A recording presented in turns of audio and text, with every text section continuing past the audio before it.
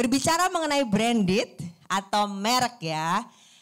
Kalau branded itu agak susah memang dibedakan dengan yang palsu. Apalagi saya sering lihat kalau di Shopee atau di Tokopedia dibilang begini, KW 1. Wah, KW sih.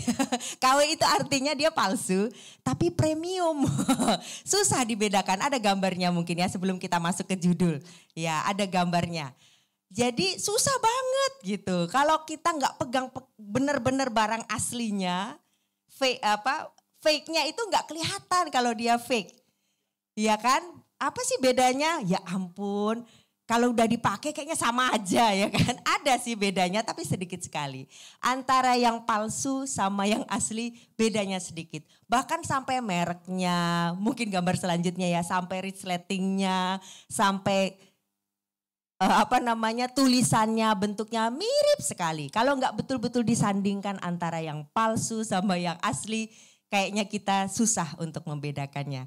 Oleh karena itu seri ini ada supaya kita jangan jadi KW. Supaya kita jangan kelihatannya dia Kristen loh gitu. Tapi beneran apa enggak ya? Oleh karena itu kita sampai sekarang sudah minggu keempat ya.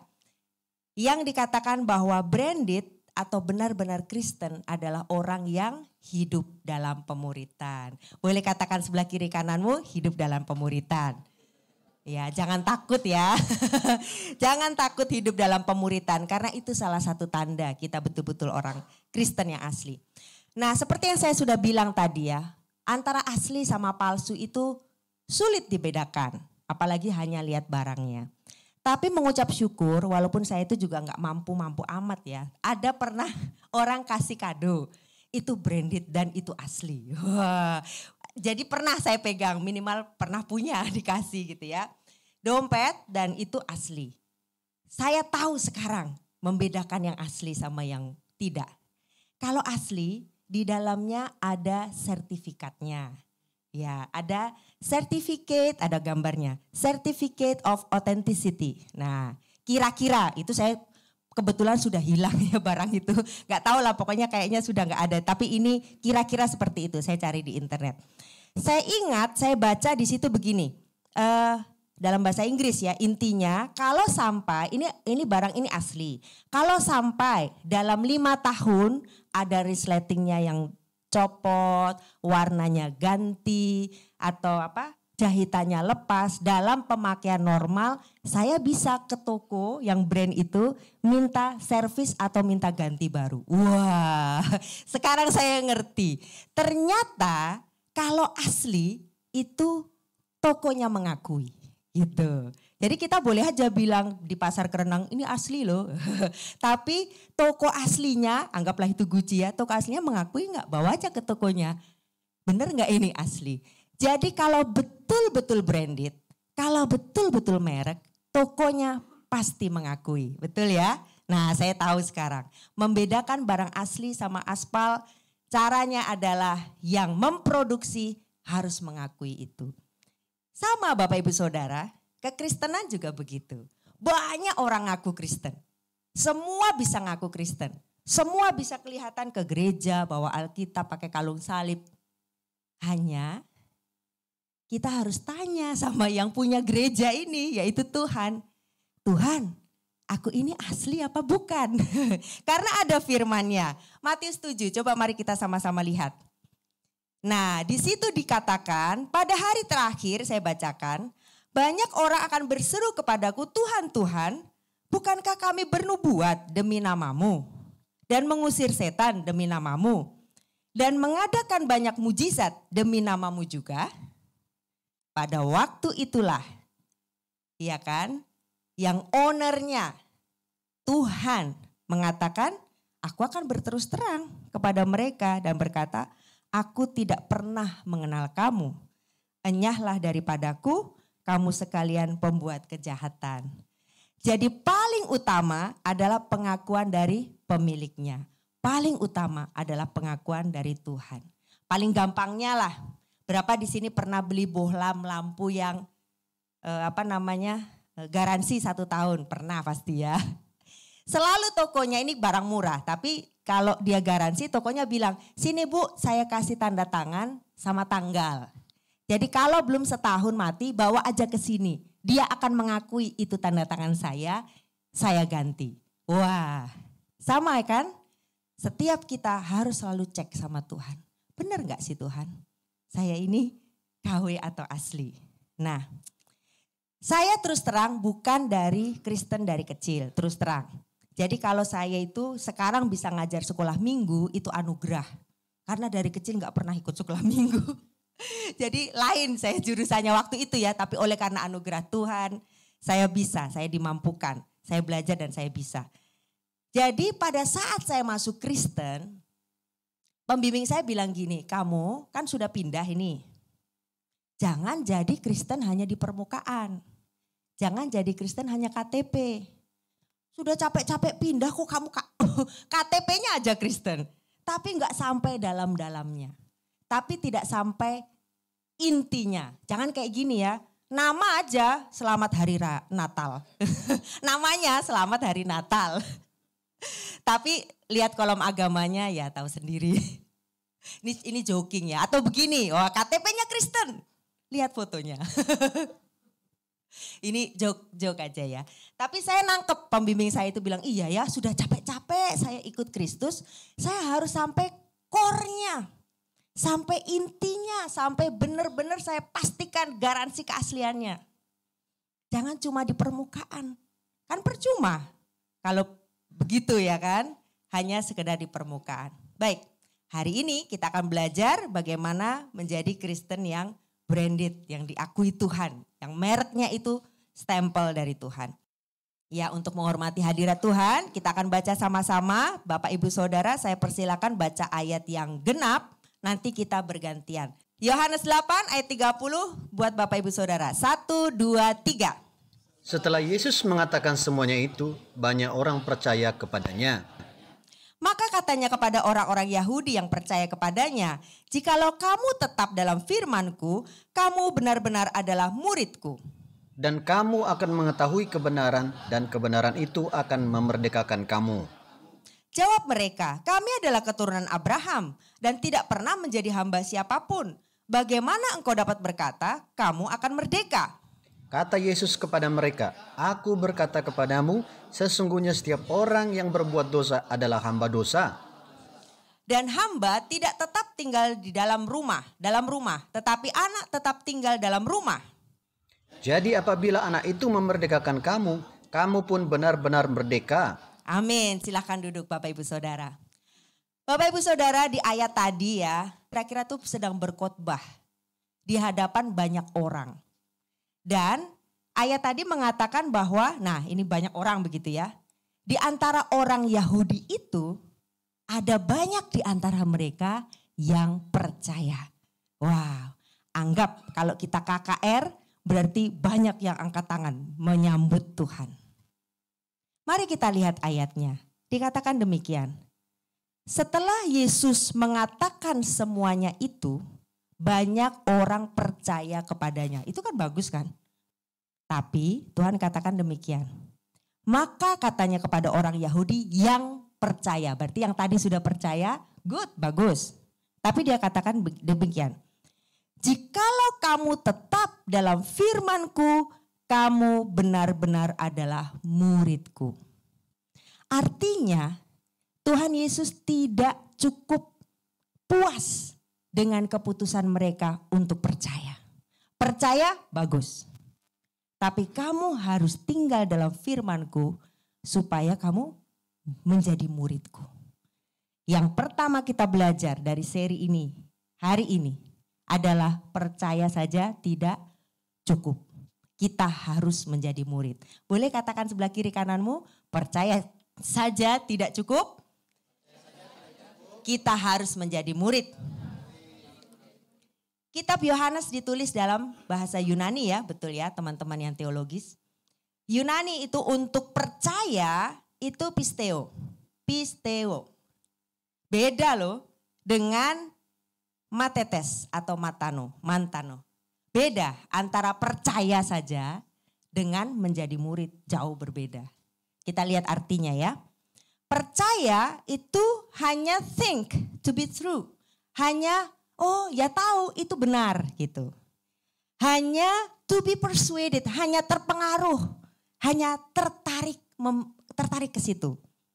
Atau to place confidence in, atau yakin, percaya diri itu benar. Itu saja.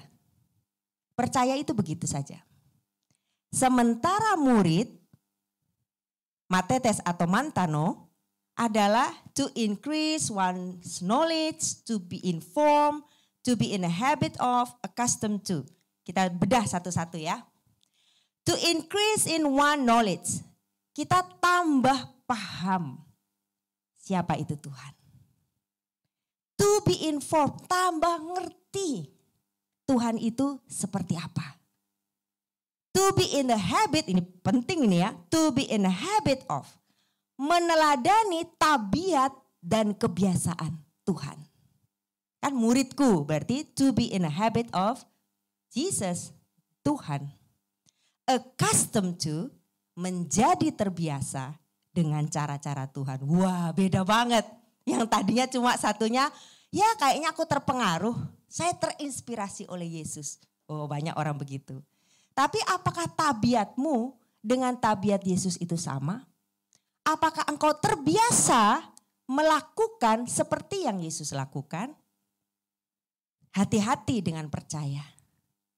Yakobus 2 ayat 19 berkata, betul engkau percaya. Ya, engkau percaya bahwa hanya ada satu Allah saja, itu baik. Baik, kita percaya Tuhan itu baik. Banyak orang ateis tidak percaya Tuhan. Minimal percaya Tuhan itu sudah baik. Tapi setan-setan juga percaya. Setan-setan pun percaya akan hal itu dan mereka gemetar.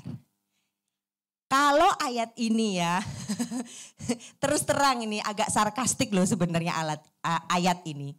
Artinya kalau percaya saja levelnya setara sama, ya saudara yang jawab bukan saya ya. Kalau sekedar percaya saja sama dengan saudara yang jawab. Jadi artinya begini ya, saya nggak mau ngomong begitu ya. Tidak ada, jadi kalau percaya aja itu tidak ada efeknya. Ya, tidak cukup berarti, tidak cukup kuat kalau kita hanya percaya saja. Percaya tidak akan mengubah tindakan kita. Percaya tidak akan mengubah hidup kita. Contoh ya, paling gampang. Saya rasa semua orang di tempat ini percaya, termasuk semua warga rumah kami, saya, Abang Abraham, Pastor Roni, semualah warga di rumah tahu persis main HP kelamaan matanya rusak. Betul gak? Percaya kan? Ya, kita percaya, semua satu rumah percaya. Hanya percaya saja. Tapi kalau saya cek, melakukan gak sesuai kepercayaannya? Waduh, mana Laura? Lakukan gak? Malam-malam kadang-kadang kita sidak ke kamar. Jegrek, masih main HP udah jam berapa ini? Padahal kita semua sepakat, main HP kelamaan rusak matanya, jangan lama-lama nanti ngantuk dan sebagainya. Jadi gak cukup hanya percaya, harus ada ini sosok manusia yang memastikan kepercayaannya itu dilakukan. Kalau sudah malam masih kedengaran bunyi HP di rumah, di bawah kita tidur di atas. Kadang-kadang saya pura-pura aja buka pintu, jeglek gitu. Wih, langsung suara HP hilang semua. Tapi saya tunggu lagi, oke. Lagi ada, yang ini musik, yang ini oke. Kalau sudah begini, saya turun ke bawah, tak matikan wifi-nya. Habis dah semua, tidur semua. Jadi percaya saja tidak cukup. Betul ya, harus ada sosok yang, yaitu bisa orang tua, bisa kakak, yang memuridkan, yang memastikan perilakunya berubah sesuai dengan kepercayaannya. Itu contoh kecil aja ya mengenai HP. Demikian juga apa? Pornografi misalnya. Saya punya semua akses ke Instagram anak-anak saya. Tapi saya hargai hargai dignity. Saya hargai bahwa mereka itu punya Mami jangan jawab-jawab temanku dari Instagramku. Jadi saya hargai privasinya mereka. Enggak tiba-tiba temannya ngapain terus saya komen pakai akunnya dia, itu marah sekali pastilah ya.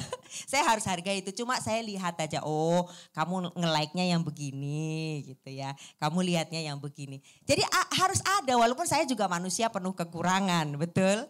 Tapi harus ada manusia nih yang penuh kekurangan juga yang memastikan sesuatu terjadi sesuai yang dipercaya.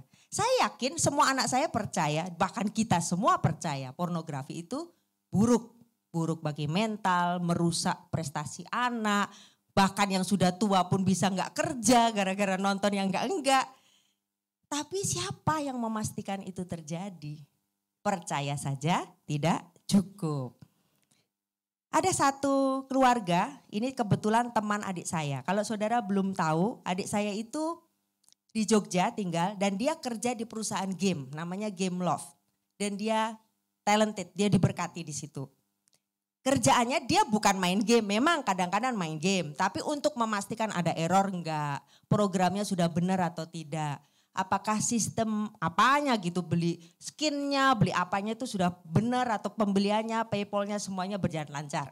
Nah, kerja di tempat seperti itu gajinya pasti oke karena dia PMA kan, pengalaman modal asing. Punya orang Prancis kalau nggak salah atau Amerika ya lupa. Tapi dia punya rekan itu banyak karyawan semua oke. Tapi ada satu rekannya dia bilang, aduh Mit, dia cerita.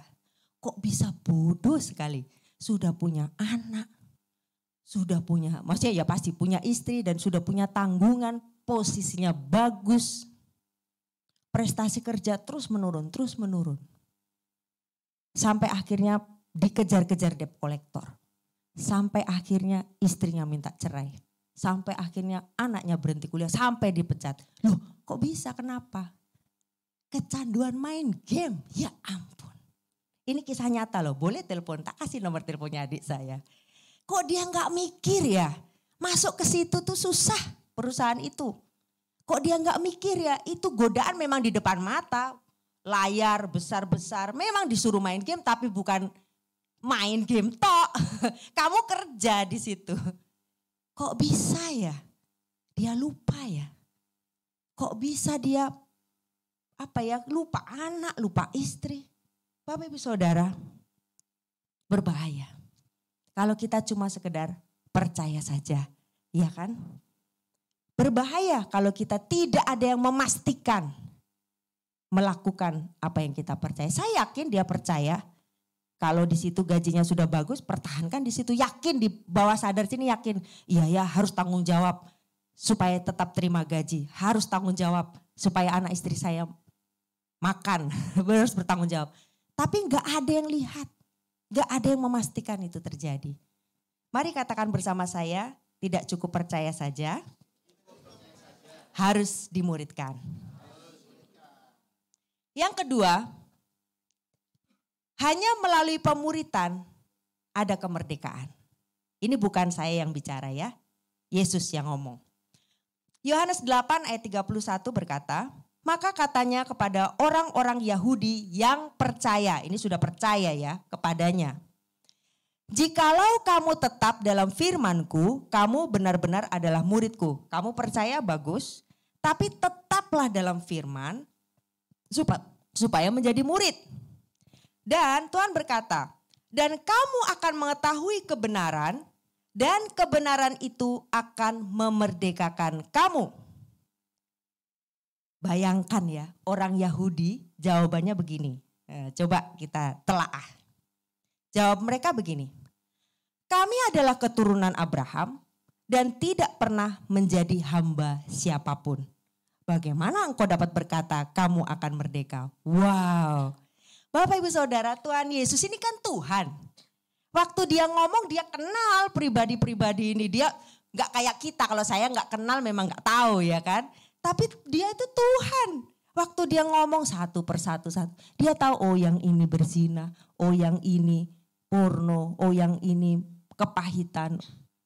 Makanya dia bilang, kalau kamu mengetahui kebenaran itu akan memerdekakan kamu. Tapi jawab mereka, loh kami bukan hamba siapapun kok.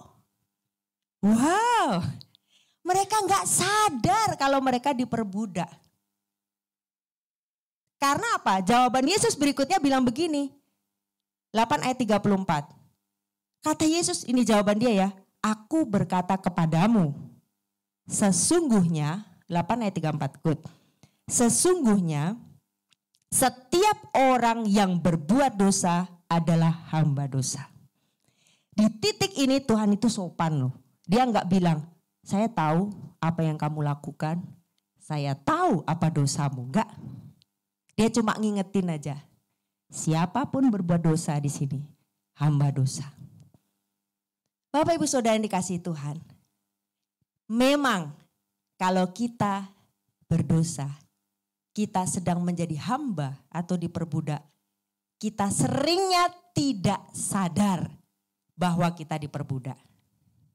Sama seperti yang tadi ya, itu kisahnya temannya adik saya. Dia gak sadar bahwa anak itu lebih berharga. Dia gak sadar istrinya lebih berharga. Pekerjaan ini, salary-nya lebih berharga. Dia gak sadar, dia diperbudak itu gak sadar. Oleh karena itu waktu Tuhan bilang, kamu akan merdeka. Jawabannya, hah emangnya aku diperbudak? Loh, saya loh ibaratnya ya Tuhan, tahu persis kamu seperti apa. Makanya setiap orang berbuat dosa, hamba dosa. Jelas sekali contoh lah ya di Alkitab itu. Bangsa Israel kan pernah dijajah bangsa Mesir. Wah berat mereka. Kalau suatu saat punya rezeki, saya pengen ke Mesir. Saya mau lihat itu gimana sih piramid, sebesar apa sih gitu. Karena untuk menciptakan piramid-piramid itu 400 tahun orang Israel diperbudak. Wah, jadi sebetulnya kalau Mesir terima uang dari turis-turis itu sebetulnya mereka harus bayar ya ke orang Israel ya. Karena yang bikin orang Israel kok, mereka yang buat itu.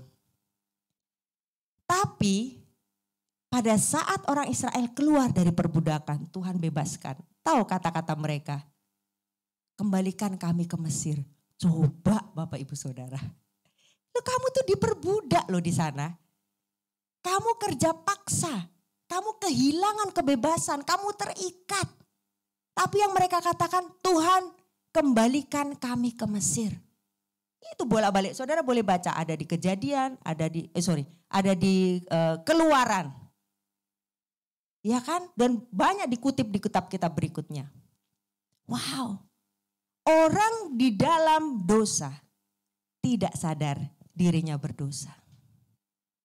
Bapak Ibu Saudara kasih Tuhan, pernah satu kali kami melayani ada satu keluarga di Denpasar. Oh enggak ada di sini ya. Setiap berantem, wajar ya di keluarga pasti ada masalah. Setiap ada masalah, setiap berantem selalu cerai. Selalu cerai katanya.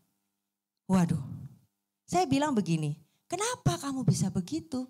Tidak tahukah kamu dosa loh? Ngomong cerai saja itu sudah berdosa, saya bilang begitu. Kita selidiki, ternyata memang dia lahir dari keluarga yang bercerai.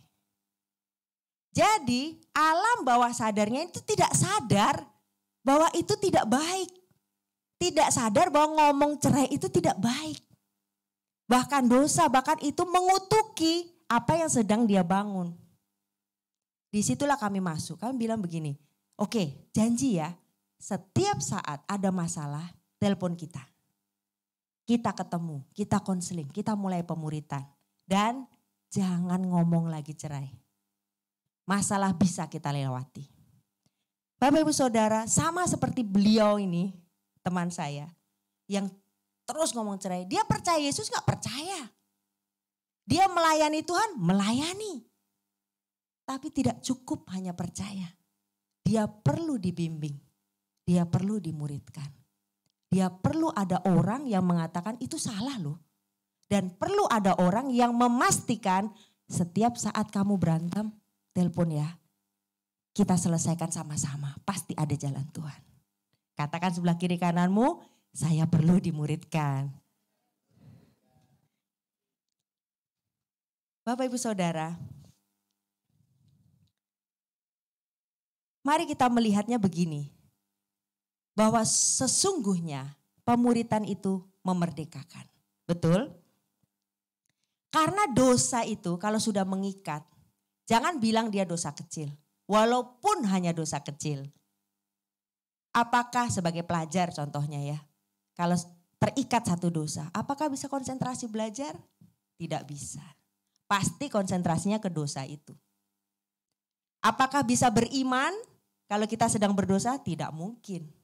Saat beriman, iblis ingatkan, Tuhan saya percaya bla bla bla.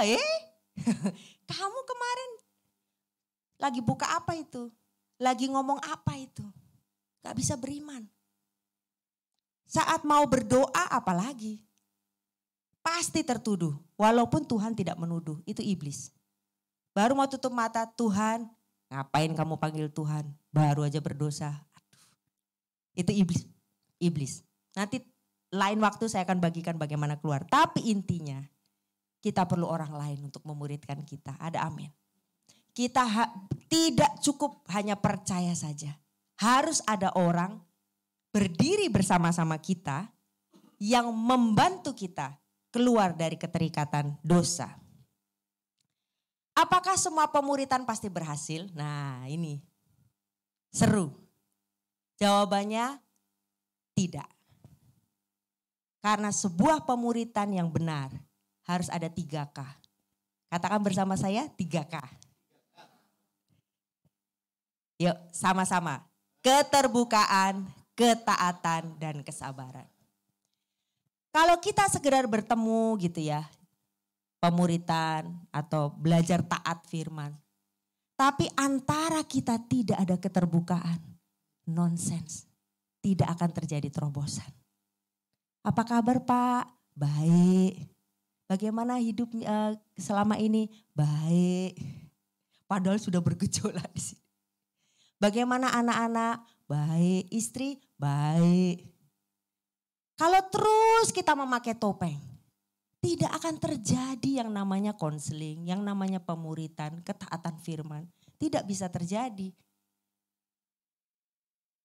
Mari katakan bersama saya keterbukaan. Yang kedua ketaatan. Tentu saja taat bukan kepada orangnya ya. Bukan ke yuk beresin cuci piring. Taat cuci. Bukan, itu sih staff namanya, pembantu bukan pemuritan ya. Ketaatan kepada firman. Karena waktu kita ketemu mentor, dia akan memberikan firman untuk kita lakukan. Dan memastikan firman itu terjadi. Taatilah firman itu. Saya sering katakan kepada yang kepahitan, ampuni. Karena itu firman, bukan untuk saya. Ampuni. Tapi sakit, ampuni.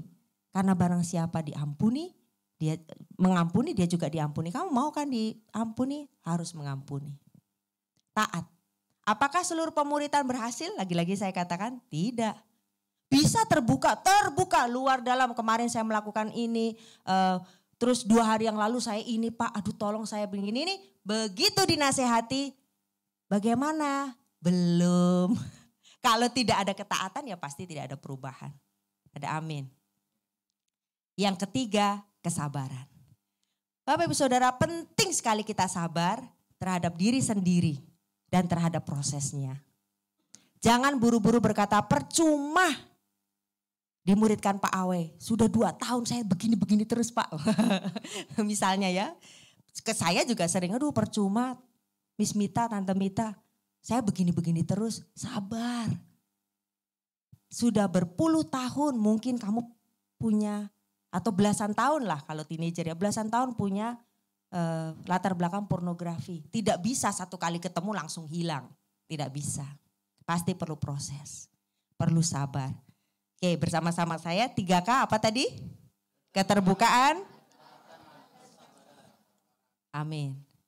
Pastikan bukan hanya menemukan mentor, bukan hanya menyediakan diri untuk dimuridkan, tapi ada keterbukaan. Ada pengakuan, ada keinginan untuk berubah, itu menyebabkan ketaatan. Bapak Ibu Saudara, kenapa ya kemerdekaan di dalam Tuhan itu betul-betul harus kita pertahankan. Banyak martir, nah saya ini agak ke masa lalu ya. Banyak martir, ini Stefanus. Demi mempertahankan kebenaran. Demi mempertahankan kemerdekaan di dalam Kristus. Dia rela mati dirajam.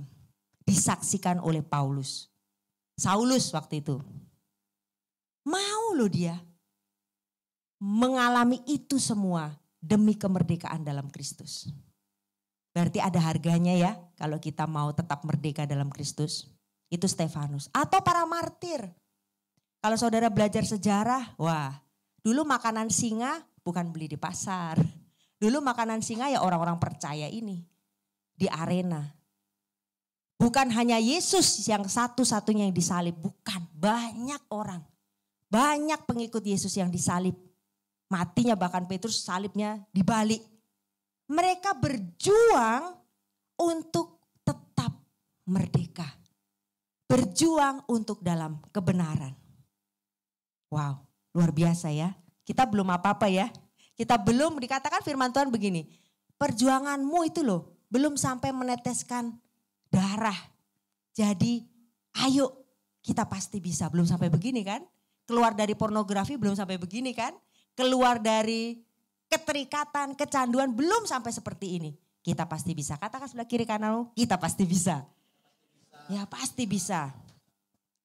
Kenapa mereka mau seperti ini? Yohanes 8 ayat 33. Ini mereka bilang begini. Ini mereka ya ngomong. Yang tadi. Kami adalah keturunan Abraham dan tidak pernah menjadi hamba siapapun. Bagaimana engkau dapat berkata kamu akan merdeka? Kata Yesus kepadanya, aku berkata kepadamu sesungguhnya setiap orang yang berbuat dosa adalah hamba dosa. Dan hamba tidak tetap tinggal dalam rumah. Ini alasannya. Kenapa mereka mempertahankan kemerdekaan, mempertahankan iman di dalam Tuhan. Karena kalau berdosa tidak tetap tinggal dalam rumah. Tetapi anak tetap tinggal dalam rumah. Kata rumah, bahasa Yunani sekali lagi ya, oikia. Itu sama dengan di Yohanes 14, rumah Bapa. Jadi kalau kita berdosa, kita tidak ada di situ, di rumah ini. Di rumah Bapa. Saya baca, di rumah Bapakku banyak tempat tinggal. Jika tidak demikian tentu aku mengatakannya kepadamu. Sebab aku pergi ke situ untuk menyediakan tempat bagimu. Kata rumah, kalau kamu berdosa, kamu tidak tetap tinggal dalam rumah yang sama dengan rumah Bapa. Wow. Artinya mereka yang mau disiksa, mau menderita, mau taat sampai titik darah penghabisan. Ini yang mereka perjuangkan. Saya mau berakhir di rumah Bapa. Kita lihat lagi ya, Yohanes 8:35. Dan hamba, artinya hamba dosa tadi ya, tidak tetap tinggal dalam rumah, tetapi anak tetap tinggal dalam rumah. Tidak tetap itu artinya apa sih? Dia pernah ada di dalam rumah, tapi seiring berjalan waktu, dia tidak lagi ada di situ. Sedih ya? Dia pernah ada dalam keselamatan, dia pernah ada bersama-sama dengan Tuhan, dia pernah branded tadi Kristen, tapi seiring berjalan waktu tidak lagi ada di situ. Sama dengan Lukas 8 ayat 13.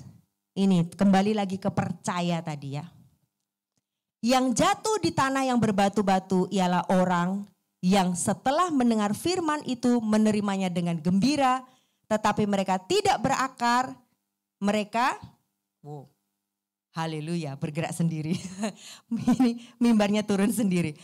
Percaya sebentar saja, percaya bagus, tapi jangan sebentar saja. Dan dalam masa pencobaan mereka murtad. Bapak Ibu Saudari kasih Tuhan, percaya bagus. Tapi ada loh firman mengatakan percaya hanya sebentar saja.